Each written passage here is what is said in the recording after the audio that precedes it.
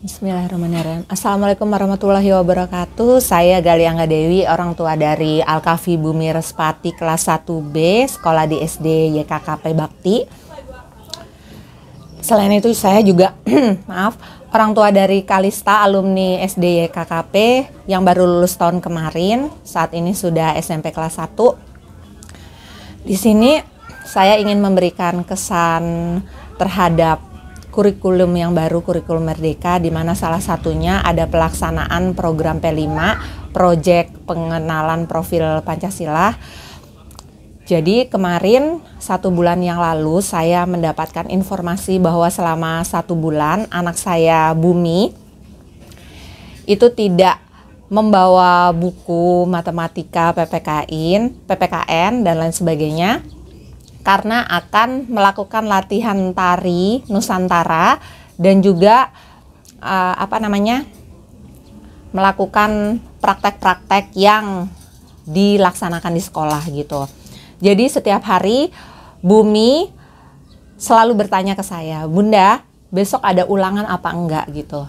Ketika saya menjawab enggak ada ulangan, Nak, dia tuh bahagia banget. Nah, ketika dia bahagia, saya juga bahagia. Kenapa? Karena sejujurnya saya kalau misalkan anak sering ulangan gitu juga kasihan sih. Cuman jadi anak-anak selalu menghafal materi, mengingat-ingat. Memang itu kewajiban pelajar, tapi kalau terlalu padat saya sebagai orang tua juga kasihan gitu. Cuman pas kemarin saya diinformasikan bahwa tidak ada UTS, itu saya sebagai orang tua senang.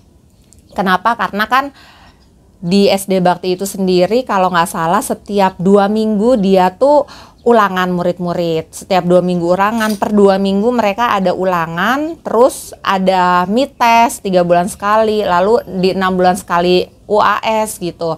Dan saya melihat itu padat gitu, tapi selama anak-anak menjalaninya happy, saya nggak masalah gitu. Pas kemarin saya mendapat kabar bahwa selama 1 bulan full anak-anak melakukan proyek latihan selama 1 bulan itu untuk acara di awal Oktober kemarin yang sudah berlangsung, itu saya menyambutnya secara senang, bahagia gitu. Karena dari informasi yang saya terima dan laporan dari wali kelasnya Bumi, setiap hari ada laporan bahwa hari ini anak-anak latihan menari. Lalu kemudian anak-anak kebesokannya mempersiapkan pernak-pernik untuk dipakai nanti ketika acara di awal Oktober, acara puncaknya program P5 tersebut. Nah, di situ saya melihat gitu, anak-anak ketika latihan menari itu mereka secara tidak langsung mereka mau nggak mau mereka harus bekerja sama dengan tim.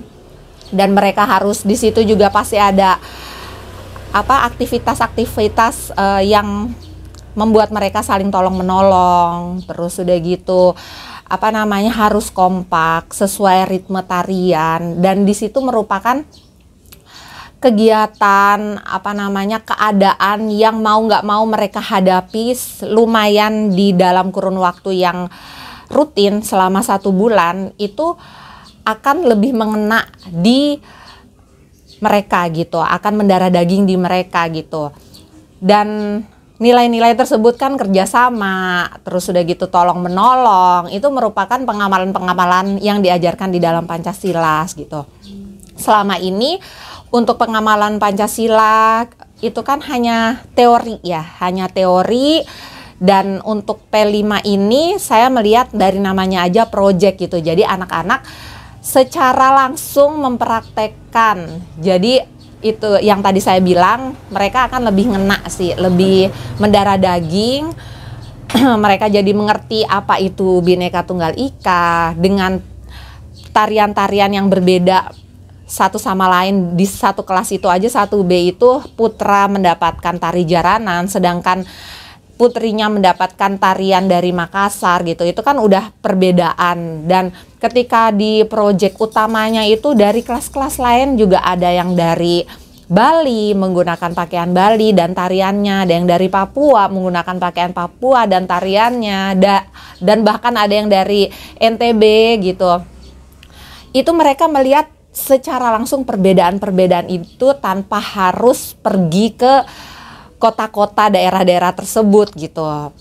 Pasti secara kognitif mereka, wah ternyata memang Indonesia tuh banyak budayanya. Bahkan anak saya, Bumi, dia sampai sekarang sangat senang dengan tari jaranan. Meskipun acaranya sudah lewat, setiap hari dia menarikan tari jaranan di rumah gitu.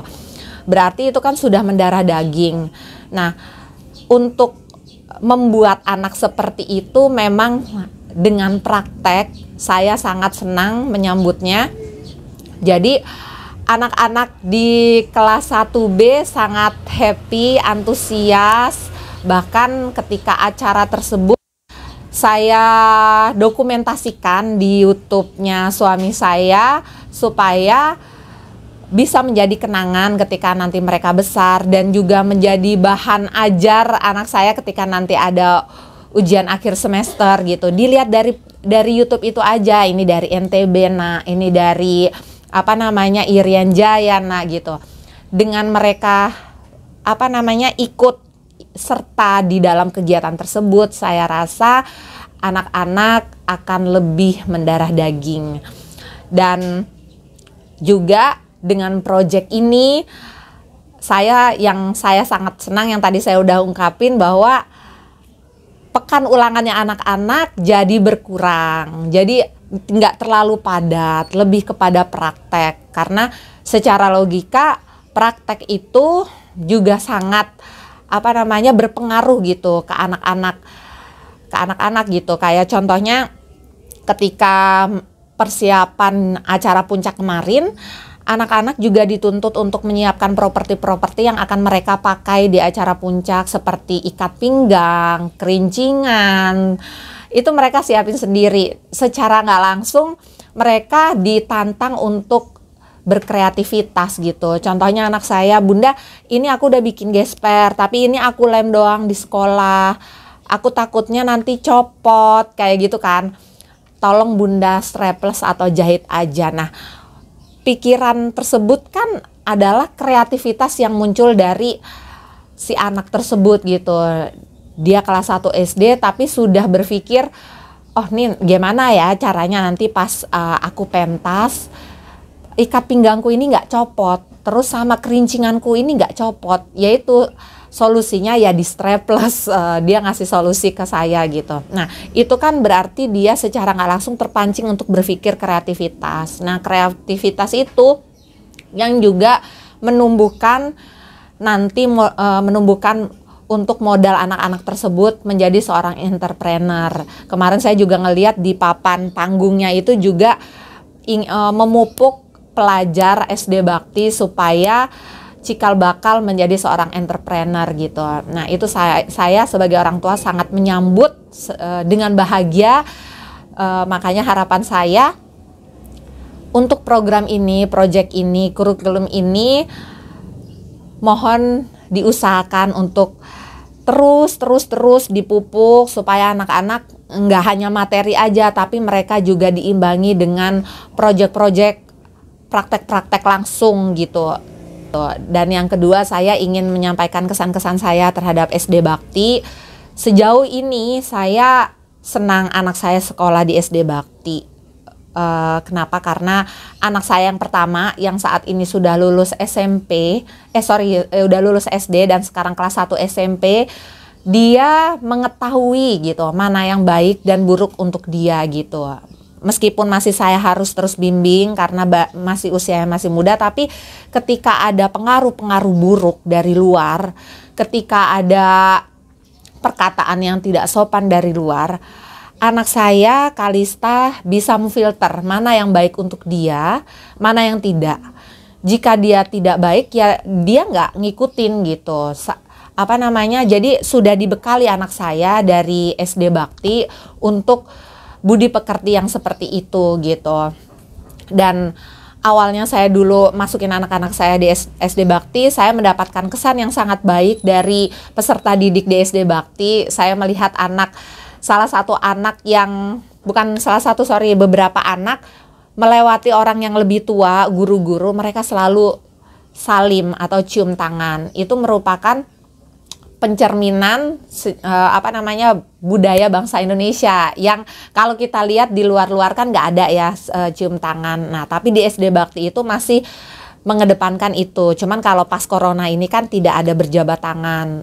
Waktu itu belum ada corona, makanya dari situ wah ini SD Bakti sepertinya memang sangat memupuk, mendidik anak-anak untuk berbudi pekerti yang sopan, menghormati orang yang lebih tua gitu. Makanya saat itu saya yakin anak-anak saya masukin SD Bakti supaya berbudi pekerti yang santun gitu. Alhamdulillah anak saya Kalista meskipun banyak pengaruh-pengaruh yang buruk tidak pengaruh ke dirinya, dan saya berharap anak saya yang kedua Bumi ini saya tidak mengekangnya.